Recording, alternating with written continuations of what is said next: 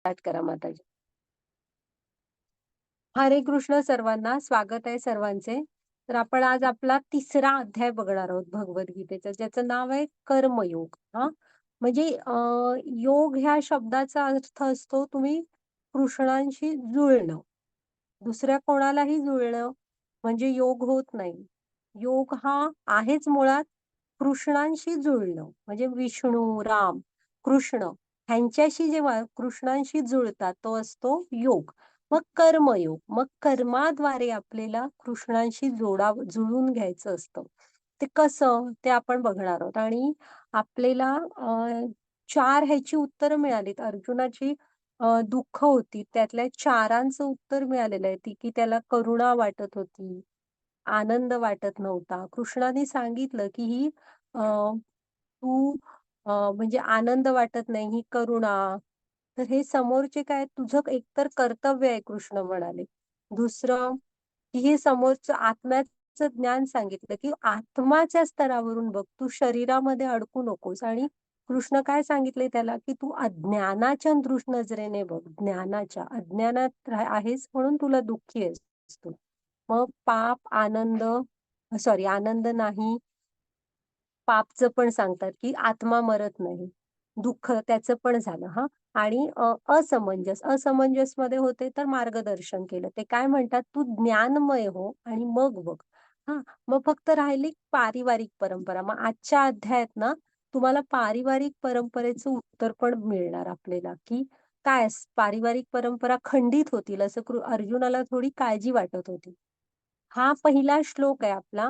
हा थोडा लक्षात ठेवा, मी पुन्हा एकदा वाचून दाखवते. धर्मक्षेत्रे कुरुक्षेत्रे समवेतायुयुत्सवा मामका पांडवा चैव किम अकुर्वत संजया. म्हणजे इथे धृतराष्ट्र विचारतोय की ही माझी आणि पांडूची मुलं काय करतायत. म्हणजे धर्मक्षेत्र कुरुक्षेत्रावर, युयुत्सु म्हणजे युद्धाची इच्छा करण्याची, म्हणजे युद्धासाठी इच्छुक अशी. हा ओके माताजी, ह्याने स्टार्ट आहे गीतेचा. आणि आपल्या ह्याच्यात ग्रंथांमध्ये स्टार्ट असताना पहिल्यांदा स्थान सांगितलं जातं, त्यामुळे तिथे धर्मक्षेत्रे कुरुक्षेत्रे असं आहे ते. हे बघा, हा देहिनोस्मित यथा देहे कौमारम यौवनम जरा तथा देहांत प्राप्तिर्धीर तत्र न मुह्यती. लक्षात ठेवायचं जीवनात हा अध्याय म्हणजे 2.13 आणि 2.14 दोन्ही लक्षात ठेवा आणि ते आपल्यामध्ये आणायचा प्रयत्न करा. की इथे प्रत्येकाला जन्म मिळालाय तर एक दिवस मृत्यू आहे. आणि प्रत्येक जण कधीतरी मातेच्या पोटातनं बाहेर आलं की असं छोटं असणार, मग त्याचं बालपण, मग तरुण अवस्था, मग कुमार अवस्था, तरुण अवस्था, मग प्रौढ, मग म्हातारपण. आणि मग एक दिवस ना काय होतं, म्हातारपणातलं जर्जर होतं शरीर आपलं, ते साथ देत नाही. मग आत्म्याला ते शरीर सोडावं लागतं. आपल्याच कर्मानुसार जे पुढचं शरीर बनलेलं असतं, आत्मा तिकडे निघून जातो हे शरीर सोडून. मग जे स्थितप्रज्ञ असतात ना, जे ज्ञानात स्थित असतात, ते अशा बदलांनी ना विचलित होत नाही, ते धीर राहतात. हा हा घ्या माताजी, मग आपणही हे समजून घ्यायचं. पुढची स्लाइड घ्या माताजी. हा हे आपण पहिल्या अध्यायातून बघितलेलं होतं. मग घ्या माताजी पुढची स्लाइड. हे दुसऱ्या अध्यायात आपण बघितलेलं होतं. पुढची स्लाइड घ्या. हे दुसऱ्या अध्यायाचे सगळे हे होते. हा हा थांबा थांबा. हा हे आपले इस्कॉन मँगलोरचे राधा गोविंद आहेत, त्यांना नमस्कार करा.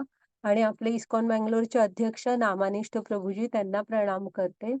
पुन्हा आपल्या मराठीच्या ग्रुप हेड पूजा माताजी आणि ज्यांच्याकडनं मी गीता शिकले त्या आमच्या अन्वया माताजी, त्यांना प्रणाम करूया. पुढे जाऊन हा तर हा कर्मयोग आहे आजचा अध्याय. हा घ्या माताजी पुढची स्लाइड. ते बघा तो कसा अर्जुनाचा रथ पार्थ सारथी म्हणतात कृष्णांना. आपल्या पण जीवनाचं सारथ्य आपण कृष्णांकडे द्यायचंय. तर प्रभुपाद स्वामींनी ना ह्याला क्रियायोग असं नाव दिलंय. कारण कर्म म्हणजे काय असतं माहित आहे, आपण कुठलीही क्रिया जी करतो ती सगळी तुमचं, म्हणजे उठणं बसणं बोलणं कायही करा तुम्ही, खा प्या, सगळ्या आपल्या कर्म म्हणून, त्या सगळ्या क्रिया आपल्या कर्म म्हणून धरल्या जातात. आणि इथं कोणीही कर्माशिवाय राहू शकत नाही. हा तुम्हाला जीवन जगण्यासाठी इथे कर्मही करावीच लागतात. घ्या माताजी पुढचं स्लाइड. आता मग ना कर्म असतात ते कुठल्या प्रकारचे असतात? एक असतं चांगलं कर्म, एक असतं वाईट कर्म आणि एक असतं आध्यात्मिक कर्म कर्म म्हणजे जे कृष्ण भावना भावित कर्म. हां, मग आता चांगलं म्हणजे काय? की तुम्ही दुसऱ्यांना मदत करताय. म्हणजे तुम्ही तुमची कर्तव्य करताय. त्यातनंच ते बघा ते दुसऱ्यांना काहीतरी वाटताय, असं. हं. वाईट म्हणजे काय? जे तुम्हाला पक्क माहीत आहे हे चुकीचं आहे.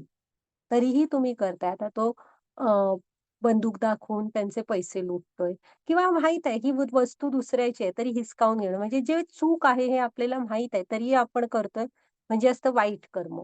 आणि मग तिसरं काय असतं माहीत आहे? आध्यात्मिक किंवा कृष्ण भावना भावित. जे तुम्ही कृष्णांच्या सेवा म्हणून करताय. म्हणजे आता मी इथे बसून तुम्हाला शिकवतेय किंवा आपल्या माताजी आपल्याला ही सेवा पुरवतायत. अशा म्हणजे छोट्या-छोट्या गोष्टी तुम्ही एक कृष्णांना जाऊन नमस्कार करणं, ह्यांना म्हणायचं आध्यात्मिक कार्य किंवा कृष्ण भावना भावित कर्म. ज्याच्यातून आपल्याला कशाची अपेक्षा नसते. आपण कृष्णांची सेवा म्हणून ते करतो. हं. असे 3 प्रकार असतात. मग आता जी पुढची स्लाईड घ्या.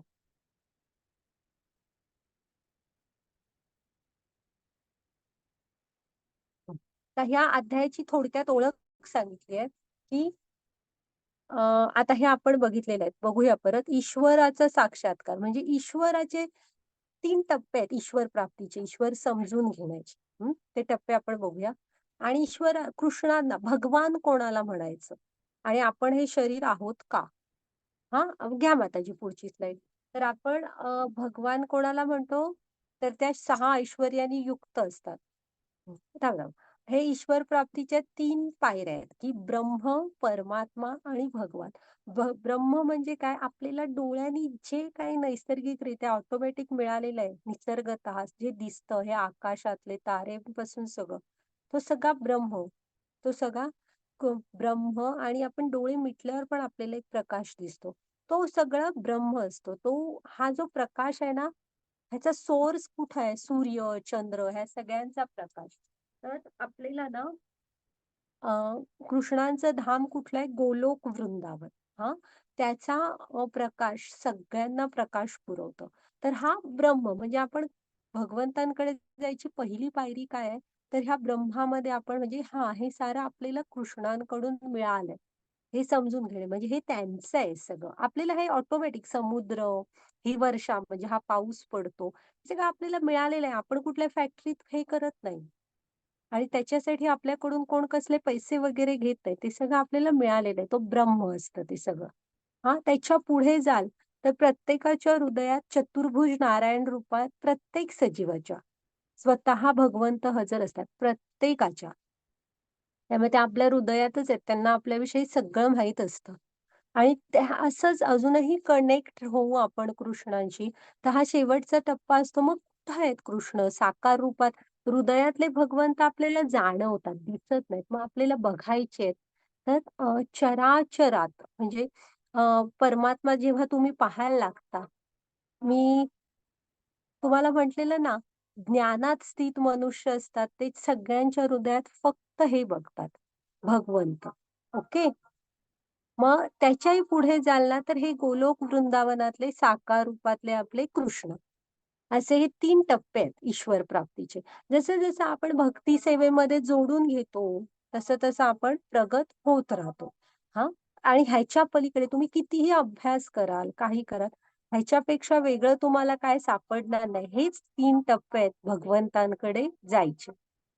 मग आता जी पुढची स्लाईड घ्या. आता भगवान कुणाला म्हणायचं? हां, भगवान उठून तुम्ही कुणालाही नाही म्हणू शकत. तर हे 6 गुण, ही 6 ऐश्वर्य आहेत. ही एकाच वेळेस पूर्ण रूपात ज्यांच्याकडे आहेत ते भगवान. भग म्हणजे ऐश्वर्य, वान म्हणजे धारण केलेले. ज्यांच्याकडे आहेत. मग ही ऐश्वर्य ज्यांच्याकडे आहेत ते असतात भगवान. मग मी त्या दिवशी तुम्हाला समजावून सांगितलेलं, की सौंदर्य, श्रीमंत, प्रसिद्धी, सामर्थ्य, ज्ञान, संन्यास. एवढं सगळं ॲट अ टाईम एकाच वेळेस फक्त कृष्णांकडे, पूर्ण रूपात हां. त्यामुळे कृष्ण कोण आहेत? भगवान आहेत. घ्या माताजी पुढची स्लाईड.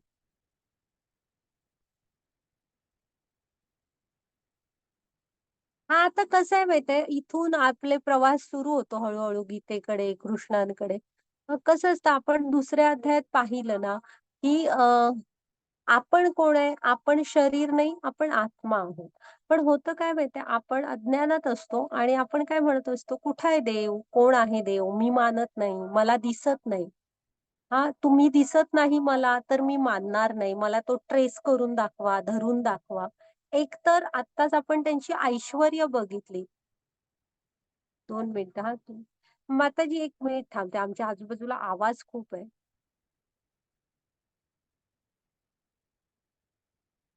हां, थांबला आवाज. हां. तर आहे ना,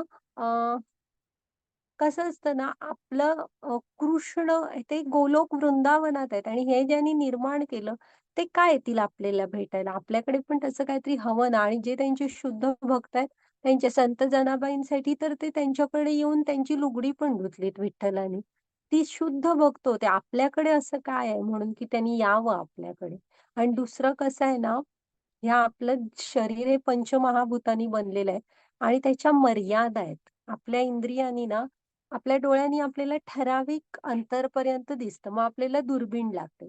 ग्रहगोल बघायला आणि मोठ्या दुर्बीण. हां, कानानी आपण ठराविक रेंजचं ऐकू शकतो, त्याच्या पुढचं नाही. पुन्हा वास. आपल्याला ठराविक वास घेता येतात. जास्त वास कळत नाहीत आपल्याला. तर आपलं हे जे शरीर आहे ना, ह्याच्या मर्यादा आहेत. आपलं पंचमहाभूतांनी बनलेलं इथं भूलोकाशी निगडीत आहे. त्याच्यात भूतत्व जास्त आहे. हां. तर आपली शरीर हे दिव्य शरीर नाहीये. इथलं पंचमहाभूतांनी बनलेलं शरीर आहे. त्यामुळे त्याच्या मर्यादा आहेत.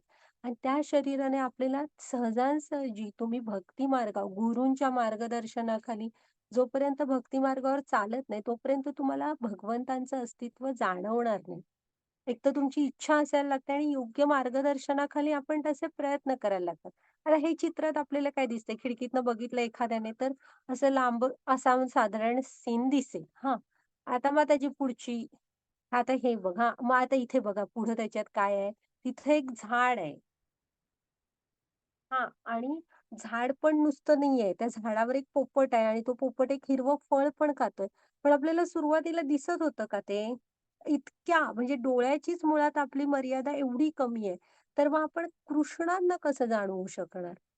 आणि तो पोपट आहे बाबा, तो फळ खातोय हे पण आपल्याला इथे कळत नव्हतं. असं आपलं शरीर आहे म्हणजे आपली इंद्रिय आहेत ना, ही अपूर्ण इंद्रिय आहेत. परिपूर्ण नाहीयेत ती. त्यामुळे त्यांना जाणवायसाठी आपल्याला आध्यात्मिक मार्गावर चालण्यासाठी प्रयत्न करायला लागतात. त्यामुळे हा अहंकार बाजूला ठेवायचा, की कुठं आहे देव? मला तो दाखवा. तो शोधावा लागणार योग्य मार्गाने, अभ्यास करावा लागणार. तर आपल्याला कळणार काय आहेत ते तत्वतः वगैरे. मला दिसत नाही म्हणजे मी मानणार नाही. हा अहंकार असतो जो आपल्याला कुठेच घेऊन जात नाही. फक्त अधःपतन होत असतं. तुम्हाला दिसत नाही तुम्ही मानणार नाही. त्यामुळे निसर्गाला काही फरक पडत नाही. निसर्गाचे नियम लागू असतात सगळ्यांना. हं. तुम्ही मानलात, नाही मानलात त्यांना काही फरक पडत नाही. हां. मग आता जी पुढची स्लाईड घ्या. आपल्याला वाटतं, आपल्याला जिज्ञासा आहे म्हणून आपण प्रयत्न करायचे. मग आता जी पुढची स्लाईड घ्या. आता हे गोलोक वृंदावनात असे कृष्ण आहेत बघा. डोक्यावर मोरपीस, हातात बासरी असे. जेव्हा तुम्ही शुद्ध भक्त होऊन त्या मार्गावर जायचा प्रयत्न करता, तेव्हा हळू-हळू चराचरामध्ये आपल्याला ते जाणवायला लागतं. जसे मग आता जी पुढची स्लाईड घ्या. जसे त्यांच्या वृंदावनातल्या गोपाळ लोकांना सगळ्यांना सगळीकडे त्यांना फक्त कृष्णच जाणवायचे. हां, आता हे हे बघा, हां, हां, तुम्ही यंगस्टर्स आहात. तुम्ही सोशल मीडिया खूप जपून वापरायचा. खूप पटकन भुलतो आपण. तर ते जी अख्खं सफरचंद दिसतंय, हा तुमचं सोशल मीडिया असतो. जी फक्त चांगली बाजू दाखवतात. त्याच्या मागचं सत्य आपल्याला माहीत नसतं. ते आपण धीर म्हणजे धरायला शिकायचं. सत्य काय आहे? आलेल्या बातम्या फॉरवर्ड करताना, वाचताना ह्याच्या मागचं सत्य किती आहे ही बातमी हे जाणून घ्यायचं, थोडासा विचार करायचा फॉरवर्ड करण्यापूर्वी वगैरे. आता ते सफरचंद तसं इमेजमध्ये क्लिअर चांगलं दिसतंय खाण्यायोग्य. हां, आणि इकडच्या बाजूने रिॲलिटीमध्ये बघा ते ऑलरेडी कोणीतरी खाऊन खराब झालेलं आहे. हां, तर मग आता आपल्याला एका सफरचंदाची खरी दुसरी बाजू ओळखता येत नाही.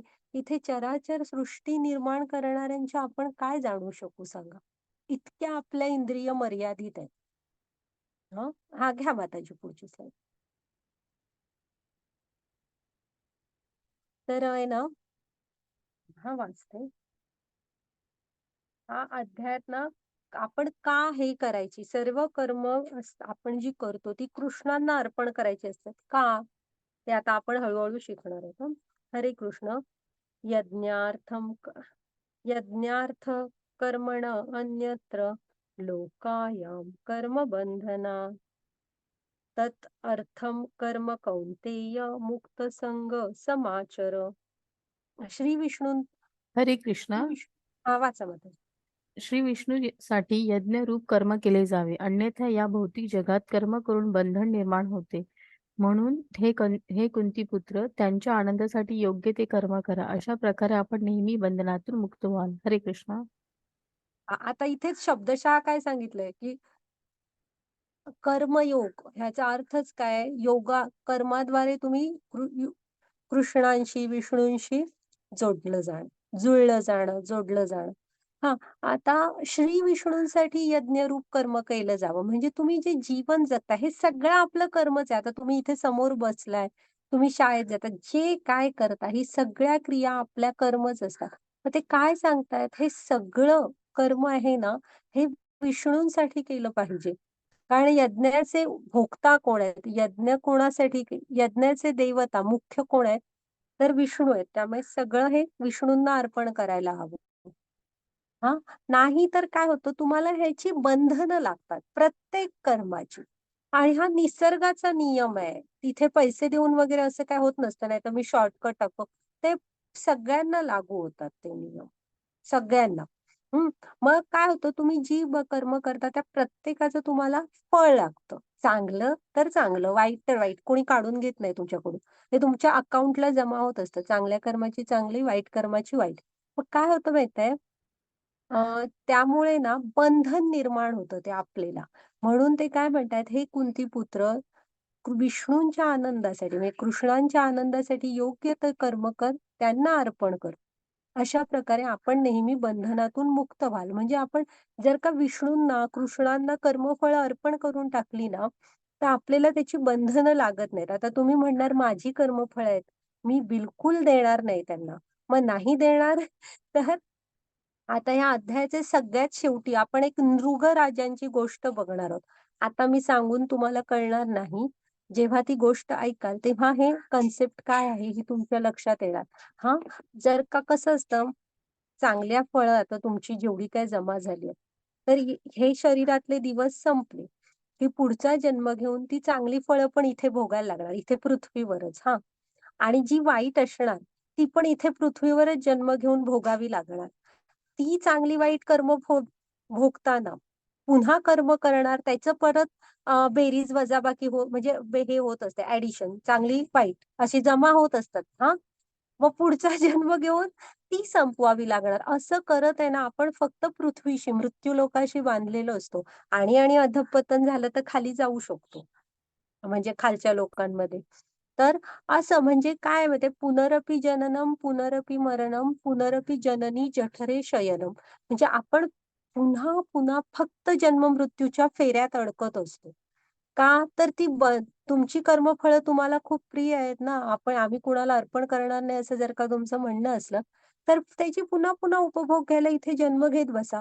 मग जेव्हा ज्ञानात आपण जेव्हा ज्ञानाच्या नजरेने बघतो, आता आपण सुरुवातीला मंगलाचरणला काय प्रार्थना करतो? ओम अज्ञानतिमिरांधस्य ज्ञानांजन शलाकया म्हणजे ज्ञानाच्या नजरेने हे नेत्र बघायला शिकू दे. तर ज्ञानाच्या नजरेने बघाल ना, तर कृष्ण काय सांगतायत, ही कर्मफळं तू मला अर्पण करून टाक. म्हणजे आपल्याला त्यांचं बंधन लागत नाही. हां, मग आता जी पुढची स्लाईड घ्या आणि नृगराजांची गोष्ट मध्ये आपल्याला हे क्लिअर करणार. हां, मग आता इथे ना कलियुगातले म्हणजे ज्या त्या युगातले हे सांगितलेले आहे. धर्म असतात. ही बंधनं आपल्याला लागू नयेत. आपल्या मनात शुद्धता यावी, आपलं आचरण शुद्ध व्हावं. आपल्याभोवती एक म्हणजे आपण ऑरा असतो म्हणजे तुमचं व्यक्तिमत्व सुधरावं ह्यासाठी. हां, मग काय मग युग 4 असतात. सत्ययुग, त्रेतायुग द्वापारयुग, कलियुग. हा, मग ह्या 4 युग पूर्ण झाली की परत सत्ययुग येतं, परत त्रेतायुग, परत द्वापारयुग, परत कलियुग, असं हे अनंत चालणारं चक्र आहे. ते थांबत नाही. हा, मग माताजी पुढची स्लाइड घ्या. मागचीच घ्या. तर सत्ययुगाचा धर्म काय होता माहित आहे? ध्यान धारणा. तेव्हा आयुष्य खूप मोठं होतं. 1,00,000 वर्षाचं आयुष्य होतं मनुष्यांचं. ध्यान धारणा ही 5 मिनिटात, 10 मिनिटात, 15 वर्ष, 20 वर्षात होत नसते. तुम्ही शेकडो, हजारो वर्ष ध्यान धारणा करावी लागते. हा, मग ते सत्ययुगात तेवढं मोठं आयुष्य होतं. तेव्हा सगळंच सत्य होतं, शुद्ध होतं सगळं, निसर्ग, सगळी लोक पवित्र होतं सगळं. त्यामुळे ध्यानधारणा करण्यास योग्य, म्हणजे शरीरही योग्य होतं आणि परिस्थिती पण योग्य होती. हा, आपण कलियुगातली माणसं आहोत. आपलं 100 वर्षाचं आयुष्य आहे. मन अतिशय चंचल आहे. इच्छांना तर आपल्या हेच नाहीये. म्हणजे काय म्हणूया, म्हणजे त्याला काही मर्यादाच नाहीये. तर असं काही ध्यानधारणेमध्ये चालत नाही. तर ते सत्ययुगाचा धर्म होता. मग आलं त्रेतायुग. त्रेतायुगात वेगवेगळे मोठे-मोठे यज्ञ. आता यज्ञाचं कसं असतं, यज्ञाला खूप पैसे लागतात, खूप धनसंपत्ती. पुन्हा तसे उच्चार करता येणारे मंत्रोच्चार हे लागतात, ब्राह्मण शुद्ध. हां, ते आता तसले कुठलेही ब्राह्मण काहीही पृथ्वीवर अवेलेबल नाहीये कलियुगात आणि ना आपल्याकडे तेवढी संपत्ती आहे. त्यामुळे तसे यज्ञ करणं हे आणि अतिशय बिनचूक व्हावे लागतात ते यज्ञ. त्यामुळे त्रेतायुगाचा धर्म काय होता? वेगवेगळे यज्ञ. कलियुगाचं नाही. द्वापार युगाचा काय होता? विस्तृत अशा मंदिर पूजा. मंदिरांमध्ये मोठी-मोठी सामग्री घेऊन वेगवेगळ्या म्हणजे जमून मंदिर पूजा करणं. आणि कलियुगाचा धर्म काय? हरी नाम जप. मी कसं सांगितलं ना दुसरा अध्याय शिकवताना, आपली भक्त परंपरा एवढी थोर आहे महाराष्ट्राची. तुम्ही कुठलीही भक्तिगीत ऐका, त्यात नामावर जोर दिलेला आहे. हा, तुझे रूप चित्ती राहो, मुखी तुझे नाम. सतत म्हणजे नाम उच्चारात, किंवा केशवा माधवा तुझ्या नामात रे गोडवा. तर हरिनाम जप का माहितीये? आपलं आयुष्य एकतर थोडं आहे, बुद्धी पण थोडी आहे, मन चंचल आहे आणि साधन सामग्री आमच्याकडे बिलकुलच नाही. मग फक्त एक जपमाळेवर हरिनाम जप घेणं एवढंच मनुष्याकडून कलियुगात अपेक्षित आहे. आणि त्याने तुम्हाला कृष्ण भेटू शकतात. तर आलं ना लक्षात? तर माताजी पुढची स्लाइड घ्या. त्यामुळे ज्या त्या युगाला शक्य आहे तसे ते धर्म दिलेले आहेत. हा, मग आपण कुठलं नाम घ्यायचं? तर आपला महामंत्र काय? हरे कृष्ण कृष्ण कृष्ण हरे हरे, हरे राम राम राम हरे हरे. माताजी पुढची स्लाइड घ्या. हा आपला ना पंचतत्व मंत्र आहे. म्हणजे आपण आपली ब्रह्ममध्व गौडीय धारा आहे, ते तुम्हाला माहित हवं, की तुम्ही गुरु शिष्य परंपरेत कुठल्या आहात, कुठली धारा आहे तुमची, कुठला विभाग आहे. तर आपल्या इस्कॉनचा ब्रह्ममध्व गौडीय धारा आहे. तर त्यांचा हा म्हणजे जप सुरू करायच्या आधी हे म्हणायचं असतं. नंतर आपण ह्यांचे चरित्र म्हणजे थोडंफार बघू. हे आपले आचार्य आहेत. चैतन्य महाप्रभू मधले आहेत. त्यांनी बंगाल प्रांतात प्रकट झाले होते, ते अवतार घेतलेला. स्वतः कृष्णच होते. तर तेव्हा म्हणजे खूप संघर्ष करून हे हरिनाम किंवा हा भागवत धर्म पुनर्जीवित केलेला आहे. तेव्हा धर्माला खूप म्हणजे खूप वाईट अवस्था होती. अगदी कलियुगाच्याच सुरुवातीला, कलियुगाच्या शेवटची परिस्थिती आल्यासारखी झालेली. तेव्हा ह्या आचार्यांचे चरित्र सुद्धा तुम्ही बघाल, एवढं संघर्षमय जीवन होतं. ते करून त्यांनी आपल्यापर्यंत हे ग्रंथ आणि हे सारं ज्ञान पोहोचवलेलं आहे. मग ह्यांना ना जय श्री कृष्ण चैतन्य प्रभू नित्यानंद श्री अद्वैत गदाधर श्रीवासादि गौर भक्त वृंद, हा आपला पंचतत्व प्रणाम मंत्र म्हणून जप सुरू करायचा असतो. का? तर काही चुका झाल्या तर आचार्य आपल्याला क्षमा करतात. आणि दुसरं म्हणजे त्यांना प्रणाम करून जप करायचा. माताजी पुढची 108 मणी पूर्ण करायचे. मग ते पूर्ण करून दुसरा माळ ओढणार असाल तर परत एकदा हा मंत्र म्हणायचा.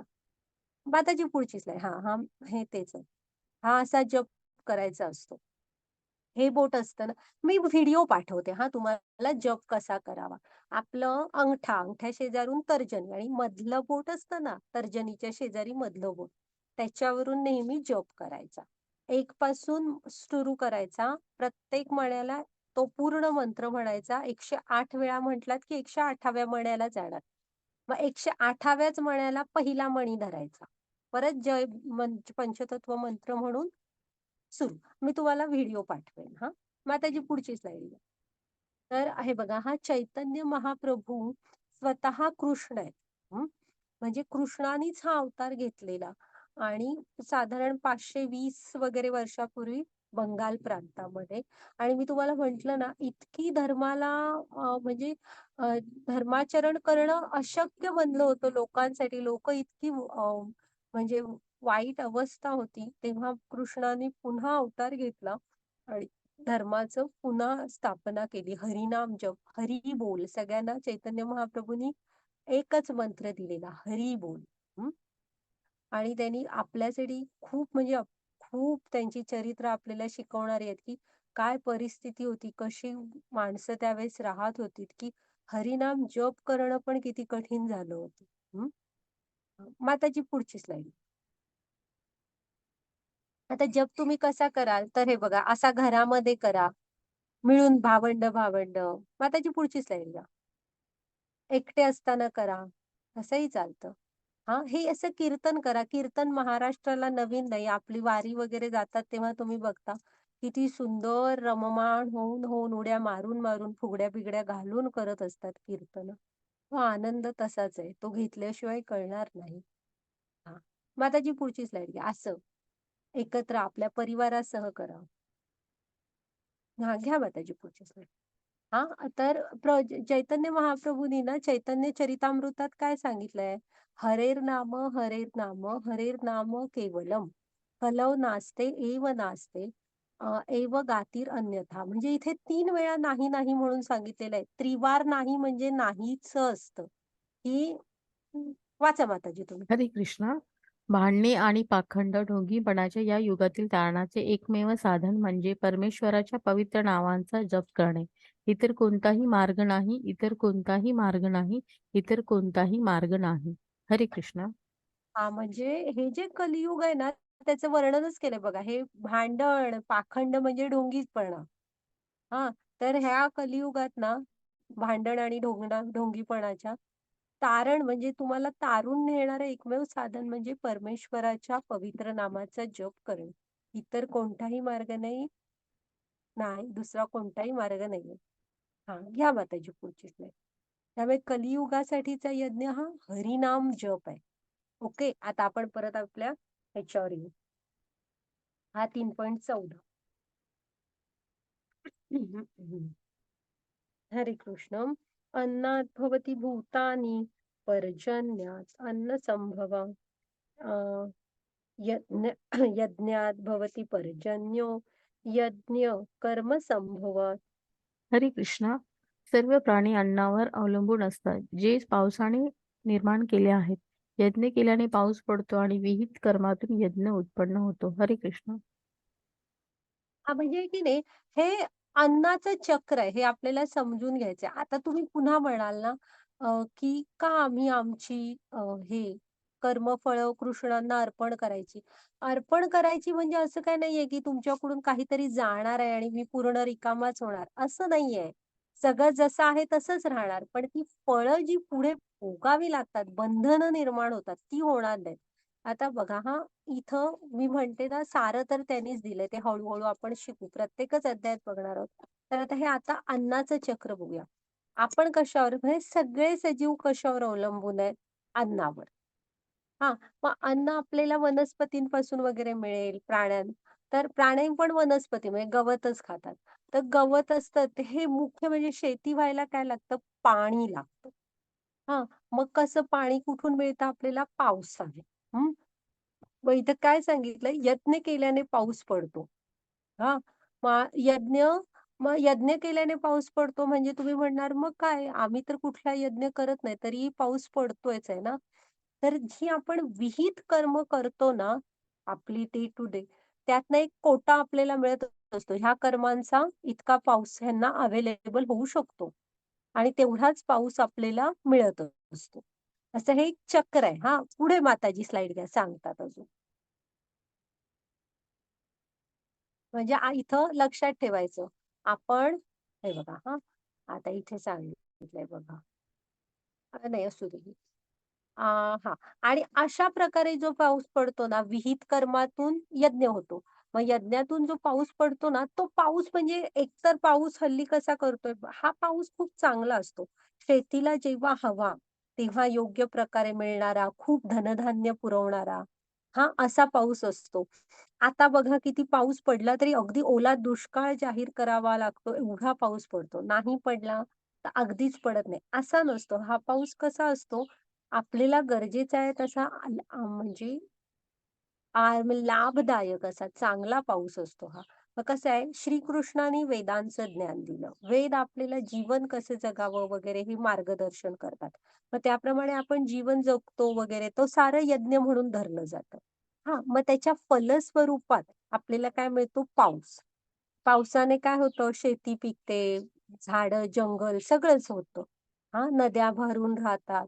मग ते धनधान्य आपण जे विकत घेतो, म्हणजे शेतकरी पिकवतात. त्या भाज्या, फळं आपण जातो बाजारात, आपण विकत घेतो. आपण घरी येतो, आपण अन्न शिजवून खातो.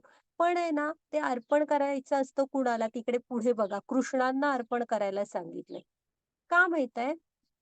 तर आता इकडनं बघा, ज्ञान दिलं कृष्णाने, त्याप्रमाणे वागायला शिकवलं वेदांनी. हां, मग त्याप्रमाणे वागलो, की पाऊस आला. म्हणजे ह्या सगळ्याची सुरुवात कृष्णांपासून आहे. हां, मग धान्य मिळालं. मग आपण जेवण शिजवलं.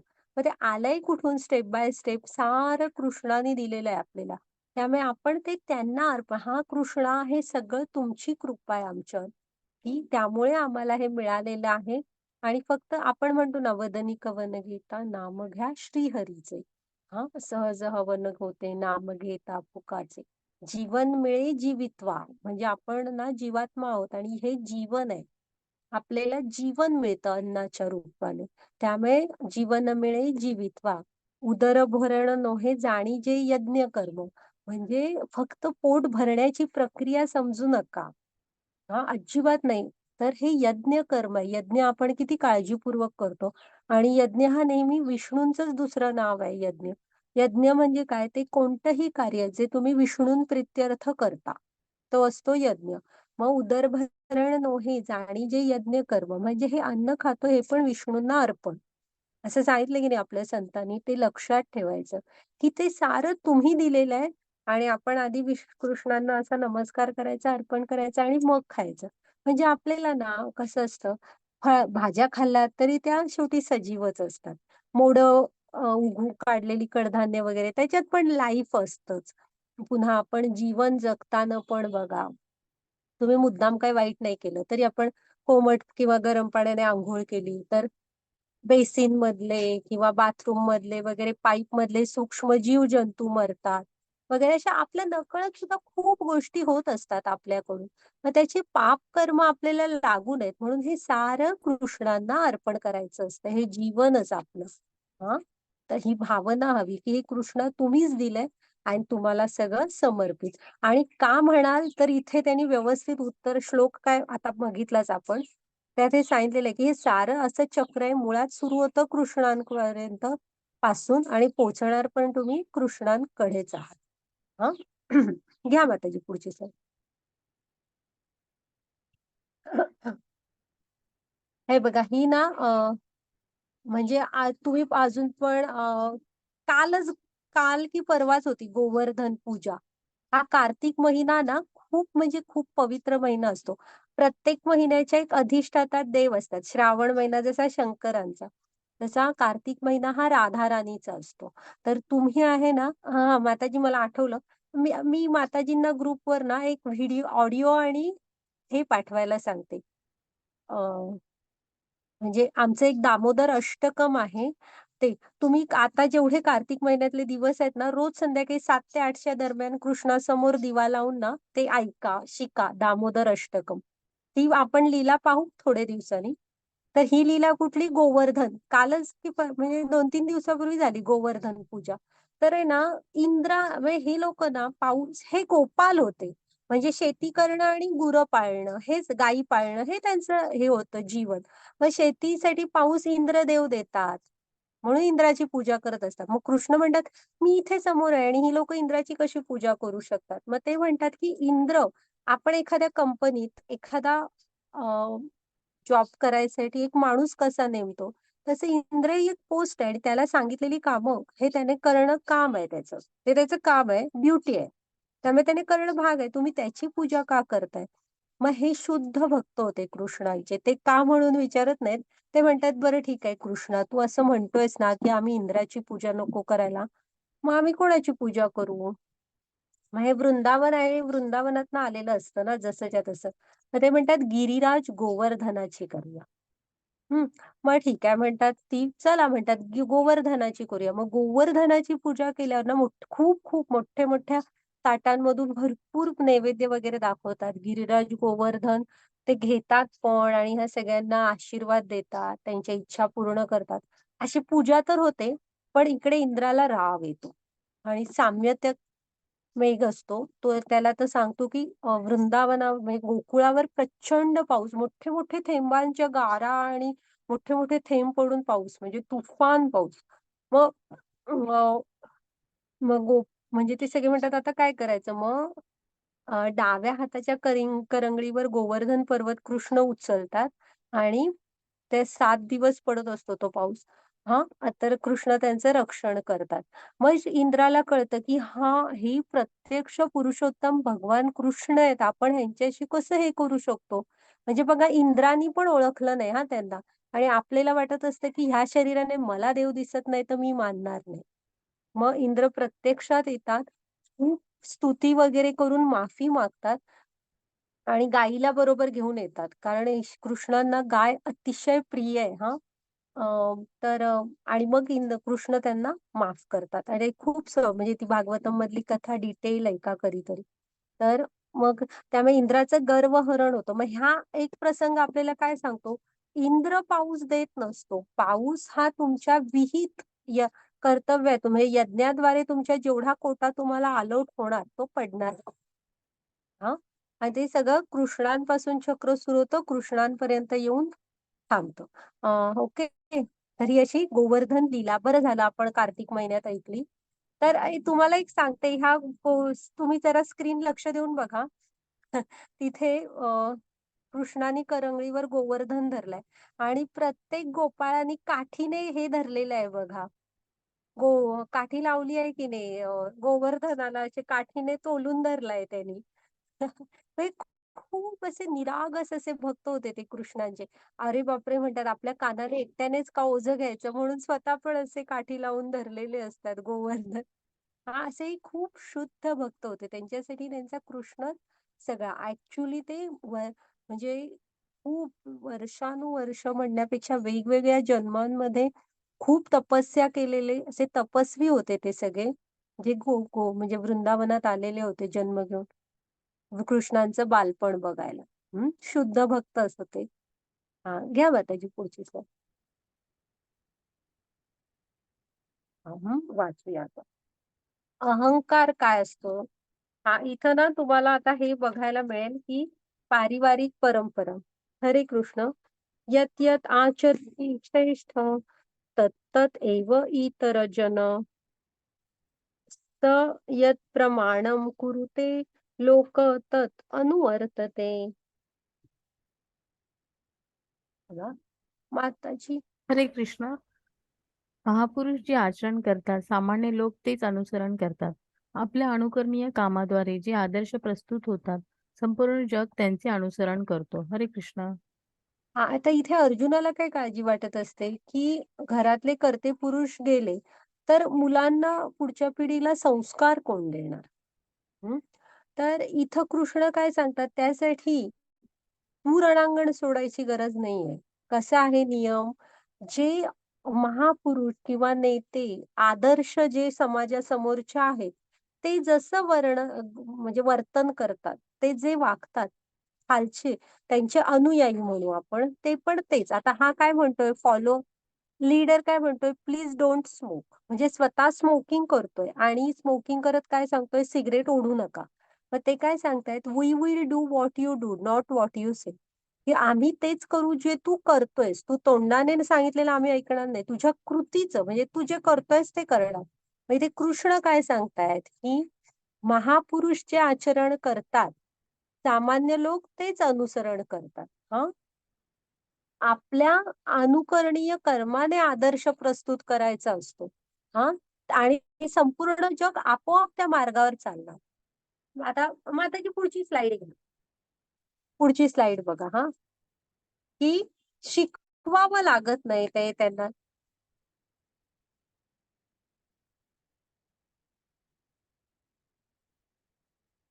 पुढची स्लाईड घ्या माताजी. हां. आता बघा हां, की एक आई तुझ्याशी वागते तशीच तिची मुलं ऑटोमॅटिक वागायला शिकतात. हां, आता इथे बघा बदक आहे.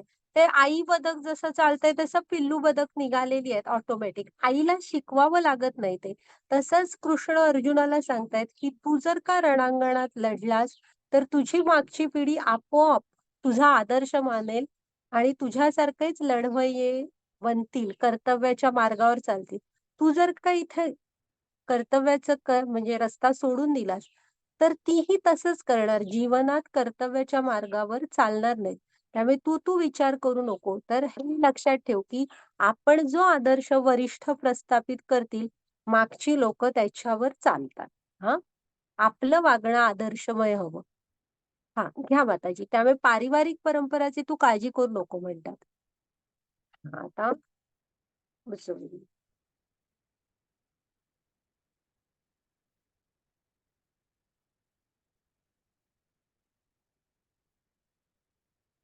हरे कृष्ण. थांबा हां, इथे 3.27 आहे का? मी 37 सॉरी. हरे कृष्ण. प्रकृते क्रियमाणानि गुणे कर्माणि सर्वशा अहंकार विमूढ आत्मा कर्ता अहम इति मन्यते. हरे कृष्ण.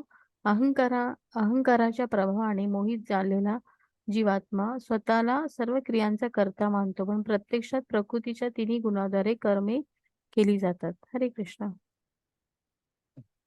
तर कसं आहे ना, आपण अहंकाराने मोहित झालो ना, तर आपण सगळ्याला स्वतःचा म्हणजे कर्ता समजत असतो. हां. पण प्रत्यक्षात आपण ते हे आता तिन्ही गुणाद्वारे कर्मे केली जातात. हे लगेच कळणार नाही तुम्हाला. प्रत्येक जण सत्व, रज किंवा तम या 3 गुणांच्या प्रभावाखाली असतो आणि त्यांचे स्वभाव आहेत त्या गुणांचे, त्याप्रमाणे आपण वागत असतो. हां, आपण इथे सुरुवातीला आहे बघा इथे हा काय म्हणतोय, आय एम ऑल्वेज राइट आणि समोरचा काय म्हणतोय, डोंट टीच मी म्हणजे तू मला शहाणपण शिकवू नको. हा काय म्हणतो, मीच बरोबर आहे. तो म्हणतोय, मला शहाणपणा शिकवू नकोस तू. तर म्हणजे दोघांनाही दुसऱ्याचं काहीही ऐकून घ्यायचे नाही. हा मी पण आहे. मी सांगेन तेच बरोबर. मी दुसऱ्यांचं काहीही ऐकणार नाही. हे नसतं किंवा माझ्यामुळे तुम्ही आहात, मी आहे म्हणून तुम्ही आहात. ही खूप चुकीची वृत्ती आहे. आपल्या जीवनात कसा मार्ग म्हणजे व्ह्यू हवा किंवा दृष्टिकोन कसा हवा माहितीये, की हां, हे माझं मी विद्यार्थी आहे तर शिकणं माझं कर्तव्य आहे. त्यासाठी हवे ते कष्ट मी घेईन. हां, मग आता मी एक गृहिणी आहे, तर ठीक आहे. सगळ्या कुटुंबाचं पाहणं, त्यांना वेळेवर डबे वगैरे करणं, हे माझं काम आहे. कृष्णा, तू माझ्यावर टाकलेली ही जबाबदारी आहेस आणि मी ती करते. हां, असा आपला व्ह्यू हवा. मी आता एक शिक्षिका आहे. तर मी शिक्षिका आहे, शिकवणं हे माझं काम आहे. ते मी योग्य प्रकारे करेन. हां, पण मी ह्या पोस्टवर आहे, मी आहे म्हणून तुम्ही आहात. हा अहंकार असतो. हा आपल्याला दुसऱ्यांपासून लांब नेतो आणि कृष्णापासून तर लांब नेतोच नेतो, पण समाजापासून पण लांब नेतो आणि असं काही म्हणजे आपण असलो अगर नसलो, हे पृथ्वीवर काहीही थांबणार नाही. इथलं हे सुरूच राहणार कारण ती कृष्णांची आहे आणि ते समर्थ आहेत तिला सांभाळायला. आपण असलो किंवा नसलो. तुम्ही बघा किती लोकं आलीत आणि किती गेलीत. तरी इथे सगळं आहे. सुरूच आहे व्यवस्थित. कुणाशिवाय कुणाचं काही अडत नसतं. पण हा अहंकार आपल्याला कृष्णांपासून लांब नेतो. आपण आपल्याला असं हे करून शिकवायला हवं, की हां, हे कृष्णांचं जग आहे. ही कृष्णांची माझ्यावर कृपा आहे आणि त्यासाठी आपण ऋणी असायला हवं. आणि दुसऱ्यांना मदत आपण ना खूप दैवासूर संपद विभाग योग म्हणून शेवटी अध्यायच आहे. तो आपण बघा, की दैवी गुण काय सांगितले, जे आपल्याला कृष्णांपर्यंत घेऊन जातात. तुम्ही दुसऱ्यांना मदत करायला हवी. दुसऱ्यांविषयी तुम्हाला करुणा असायला हवी. असं दुसऱ्यांना टोचून बोलणं किंवा मी आहे म्हणून तुम्ही आहात वगैरे समजणं. नाही, नाही. असं काही असलं तर ही माझी जबाबदारी आहे, ही मी पूर्ण केली. बास. एवढाच आपला हे हवा. तरच तुम्ही जीवनात पुढे जाऊ शकाल. नम्रता हवी. प्रभुपाद स्वामींनी सांगितलेलं आहे. नम्रता म्हणजे काय? तर समोर म्हणजे कुणाकडून म्हणजे दुसऱ्याकडून कोणत्याही प्रकारच्या मान-सन्मानाची अपेक्षा न करणं, ही नम्रतेची व्याख्या आहे. हं. घ्या माताजी पुढची. त्यामुळे अहंकाराला स्वतःपासून लांब ठेवायचं. अहंकार आला की आपण कृष्णांपासून लांब जातो. हे कलियुगात 4 युगांचे 4 धर्म आहेत. सत्ययुगात भगवान विष्णूंचं ध्यान. त्रेतायुगात बलिदान करणं म्हणजे इथे यज्ञ करणं आहेत. मोठे-मोठे वेगवेगळे यज्ञ. अ, द्वापार युगात विस्तृत मंदिर पूजा आणि कलियुगात कृष्णांच्या पवित्र हरिनामाचा जप. मग आता पुढची स्लाइड घ्या. गोष्टी आहेत 2 तुम्हाला सांगते हं. ठीक आहे, हे झालंय. पुढची स्लाइड घ्या. तर आहे ना कृष्ण इथे काय सांगतात ह्याला, आता तुला कळलं ना म्हणतात, की तू अज्ञानामुळे दुःख करतोयस. हां. जर का ज्ञानाच्या नजरेने बघशील, तर तू ज्याला दुःख म्हणतोयस, ती मुळात दुःख नाहीच आहे. आणि दुःखच पाहिजे असतील, तर तुम्ही पण लक्षात ठेवा, मनुष्य जीवनाची 4 मूळ दुःख आहेत. जन्म, मृत्यू, जरा, व्याधी. जन्म म्हणजे आईच्या पोटात जेव्हा कोणही असतं, तेव्हा छोट्याशा जागेत असं वेटोळं असतं. हां. आणि ते अक्षरशः कृष्णाशी तेव्हा कनेक्शन असतं. प्रार्थना करत असतं, "मला ह्या अशा अवस्थेतनं बाहेर काढ" म्हणून. वेटोळं असं दडपून असं असतं ते. त्यामुळे ते 9 महिने पोटात राहणे वगैरे ते तसं त्रासदायकच असतं. त्याच्यानंतर मृत्यू. मृत्यू कसा आहे, इथे तुम्ही काहीही केलात तर एक दिवस हे सगळं सोडून जायचं. ते मृत्यू. ओके. वृद्धापकाळ. वृद्धापकाळामुळे मध्ये आपण परावलंबी असतो. शरीर साथ देत नाही. त्यामुळे वृद्धापकाळ आणि चौथा रोग. तो कुणालाही नको असतो. तरी पण आजारी पडलं की आजारपण सहन करावं लागतं. औषध पाणी घेत पण सहन करावं लागतं. त्यामुळे कृष्णाने काय सांगितलंय, की मनुष्य जीवनाची खरी दुःख ही 4 आहेत. जन्म, मृत्यू, जरा, व्याधी. हं. हे आपण कृष्णांना शरण जायला हवं. या सगळ्यातून थोडी मुक्ती मिळेल. घ्या माताजी पुढची स्लाईड. आता कसं आहे माहितीये तुम्ही म्हणाल ना, ह्या ह्याच्यात का म्हणतायत माताजी अन्न ग्रहण करताना कृष्णांना अर्पण करा. हे करताना सगळं जीवनाची म्हणजे सगळं जीवन कृष्णांना अर्पण करा. किंवा आपली कर्म कृष्णांना अर्पण करा. आमची फळं आम्ही सोडणार नाही. तर ही आता गोष्ट ऐकली की तुम्हाला डिटेल जरा कळेल का? हे बघा हे राजा कुठल्या वंशातले? सूर्यवंशातले राजा असतात एवढ्या महान कुळातले. हे राजा नृग. खरं तर राजा कसा असतो एक, जो प्रजेला मुलांप्रमाणे बघतो. त्याच्या प्रजेत एकही जण दुःखी असू नये. हां, असा इतकं काळजी घेतोय एक राजा. तो राजा म्हणजे असा जो प्रजेला आपल्या मुलांप्रमाणे बघतो आणि प्रजा सुखी असायला हवी. हेच एका राजाचं कर्तव्य आहे. तशीच त्याची प्रजा असते. अत्यंत सुखात असतात सगळी. हा राजा कर्तव्यदक्ष खूप चांगला राजा असतो. पण ह्याला ना चांगली कर्म करायची खूप आवड असते. दान धर्म वगैरे प्रचंड लाखो-लाखो गायींचं दान धर्म करत असतात वगैरे. असा चांगला राजा असतो. मग काय होतं माहितीये, ह्याला ना चांगली कर्म करायचा आवड असते. मग ना एक दिवस सकाळी म्हणजे नेहमी सकाळी दान देत असतो. मग एक दिवस सकाळी ना असा एक गायींचा गठ छान सोन्याने वगैरे सजवलेला एका ब्राह्मणाला दान देतो. मग तो ब्राह्मण घेतो आणि पुढे जातो. काय होतं मग पुढचा गट पुढच्या ब्राह्मणाला दान देतो. होतं. मग तो जो पुढे गेलेला गट असतो ना, त्यातनं एक गाय मागे येते आणि ह्या मागच्या गटात मिसळते. मग तो ब्राह्मण येतो आणि म्हणतो, "ह्या गटात माझी एक गाय आली आहे. ती माझी आहे, मला द्या." मग हा राजा काय म्हणतो, "ठीक आहे." त्या दुसऱ्या ब्राह्मणाला म्हणतो, त्याची जी गाय आली आहे, ती ह्या गटातली दे परत." हा म्हणतो, "नाही, असा कसा राजा तू? माझे म्हणजे जे दान दिलंयस ते परत मागतोस आणि दुसऱ्याला दान देतोस. मी देणार नाही." मग हा राजा म्हणतो, "ठीक आहे, नको देऊ." ते काय म्हणतात ह्या पहिल्या ब्राह्मणाला, की "मी तुला त्या बदल्यात अजून भरपूर गायी देतो दान." तो नाही म्हणतो. "माझीच हवी, मी का घेऊ दुसरी? जी माझी गाय आहे तीच मला हवी." मग दुसरा म्हणतो, "मी देणार नाही." असं ते भांडण होतं आणि दोन्ही ब्राह्मण राजाला शाप देऊन निघून जातात. हा. मग असं हे होतं, पुढे राजा आपलं जीवन जगत राहतात. हा, मग यथावकाश मृत्यू येतो. मग मृत्यू पावल्यावर ना यम काय विचारतो, की हे बघ, अ, चांगली कर्म आहे आणि सगळी म्हणजे चांगल्या कर्मांची फळं आधी भोगणार की वाईट कर्माची? मग राजा म्हणतो, मी वाईट कर्माची फळं आधी भोगणार. मग ते सांगतात, की असं-असं तुला तेव्हा नारद ब्राह्मणाने शाप दिलेला. त्याच्या परिणामामुळे ना तू हाच शाप दिलेला असतो, की तुम्ही म्हणजे एका अंधाऱ्या विहिरीत असं ना सरडा होऊन तुला राहावं लागेल. मग असा मोठासा सरडा बनून की नाही अंधाऱ्या विहिरीत म्हणजे ते जन्म घेतात आणि तिथे असतात. हां, ही पार्श्वभूमी झाली. मग द्वापार युगात काय होतं माहिती आहे, ह्यांना मुक्त म्हणजे तेव्हा यम सांगतात, की द्वापार युगात स्वतः कृष्ण मुक्ती देतील तुला. मग हां म्हणतात. मग द्वापार युगात ना कृष्णांची मुलं एकदा असं साईडला खेळत असतात आणि त्यांचा बॉल असतो ना, तो आत पडतो विहिरीत. मग ती मुलं धावत-धावत येतात आणि वाकून बघतात. तर त्यांना ते कोरडीच असते विहीर. त्यांना एक मोठासा सरडा दिसतो त्याच्यात आणि ती म्हणतात, "अरे, हा कोण विचित्र प्राणी आहे?" मग ती धावत महालात जातात. कृष्णांना सांगतात. कृष्ण तर त्रिकालदर्शी आहेत. त्यांना माहीत असतं.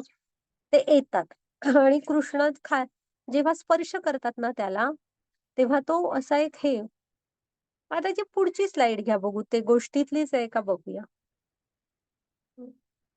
म्हणजे तो असा एक दिव्य शरीर घेऊन ना राजा बनतो एक असा. हां. मग ते मग कृष्णांना सगळं माहीत असतं, पण तो कृष्णांना शरण जातो, म्हणजे चरणांना प्रणाम करतो आणि म्हणतो, "कृष्णा, सगळं तुम्हाला समर्पित आहे. तुम्हीच सगळं दिलेलं आहे." आणि तो म्हणतो, की "मी तुम्हाला सांगतो, मी कोण आहे, कसा झालो वगैरे." आणि मग ते सांगतात, की असं-असं सगळी चांगली कर्म होती, सगळी. पण फक्त एक चूक आणि ती पण तुम्ही बघितलात, की मुद्दाम केलेली नव्हती, तरी पण ना ब्राह्मणांच्या शापामुळे हाच शाप दिलेला असतो. कित्येक वर्ष, युगानुयुग वाट बघत त्या विहिरीत राहावं लागतं आणि मग कृष्णांच्याच हस्ते उद्धार होतो आणि मग दिव्य देह मिळून निघून जातात ते. तर आलं ना तुमच्या लक्षात, की फलदायी म्हणजे तुम्ही कर्मांची फळं म्हणजे एक कर्मफल कुणाला अर्पण करायला पाहिजे? कृष्णांना. हां. ती का आता एकच फक्त होतं तर त्याच्यासाठी म्हणजे कसा आहे ना नियम, चांगल्या कर्मांना पण भोगायला पृथ्वीवर जन्म घेत राहावा लागणार आणि वाईट पण. त्यातनं पुन्हा जीव निर्माण होणार त्याचं पुन्हा असं. आणि तुम्ही म्हणाल, "नाही माताजी, मी चांगली कर्म करतो आणि माझ्या वाईटमधून सॉरी, चांगल्यामधनं वाईट वजा करा. चांगली भरपूर करतो." म्हणजे जी काही थोडीफार वाईट असतील ती नील करून टाका, असं होत नाही. त्याचा नियम कसा आहे माहीत आहे? कर्मफळं ही भोगून संपवावी लागतात. चांगली असली तर चांगली पण, वाईट असली तर सेपरेटली वाईट पण. ह्यातनं ती वजाबाकी होत नाही. हं. मग आता जी पुढची स्लाईड घ्या. तर ही नृगराजांची गोष्ट. हां, पुढची घ्या. हे काही असू दे. तर की नाही, आता बली महाराजांचं दुसरं उदाहरण ऐका. कसं आहे, गोष्ट तशी खूप मोठी आहे भागवतमध्ये.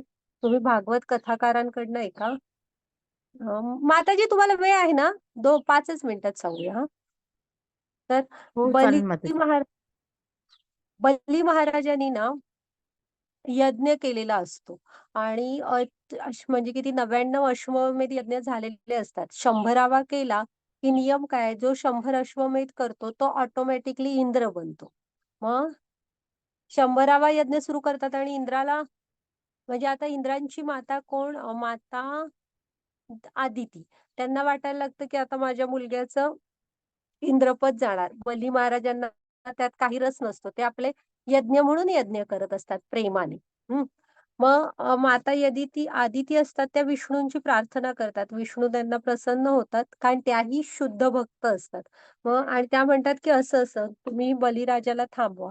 मग ते म्हणतात, "मी त्याला ना युद्ध करू शकत नाही, कारण तोही तुमच्या एवढाच माझा शुद्ध भक्त आहे. पण मी वामन अवतार घेऊ, म्हणजे वामन म्हणून तुमच्याच पोटी जन्म घेईन आणि त्यांच्याकडे भिक्षा मागेन. कारण तो माझा शुद्ध भक्त आहे, मी त्याला मारू नाही शकत."